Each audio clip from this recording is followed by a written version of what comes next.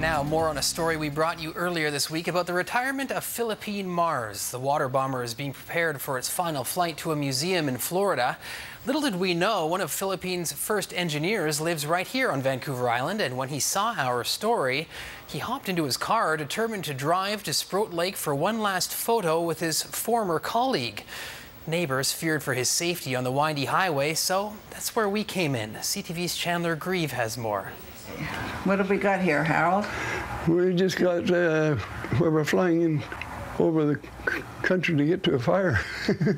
They're memories of decades spent aboard the Philippine Martin Mars water bomber. In fact, when I first started there in '65, I did the total inspection. From inspections to keeping his crew entertained. Cameron Lake, I wish you whiskey. Cameron Lake, oh hi. Cameron Lake, I wish you whiskey. I'll drink you dry. Those are the younger days, huh? 92-year-old Harold Kramer can still remember almost every fire he fought with the Philippine. Well, we were on that fire about 3 days. Oh, wow. Oh, yeah. Wow. I said my Hail Marys a lot of times, you know. Is that right? I'm not even Catholic. 7 years after that fire, the flight engineer said his goodbyes to the bomber. Well, that was the day I retired. I put my lunchbox up for sale.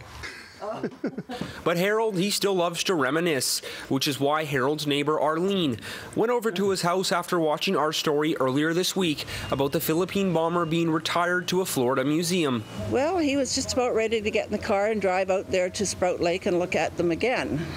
All Harold wanted was one more picture with the bomber before it headed south, but his neighbors were a little worried about how the 92-year-old would navigate the highway. No, I wouldn't want him to make the trip out there by himself. I actually told him not to go today.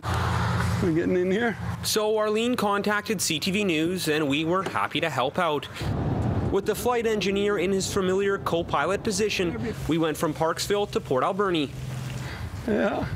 But before the picture could be taken, a little history lesson for this reporter. What do you think of the new color? Strictly Navy. Yeah. You like it? Is it better? No. Harold also tracked down an old colleague, a fellow engineer, who learned a thing or two about Mars bombers from Harold. Everything I know. Come on, not very much then.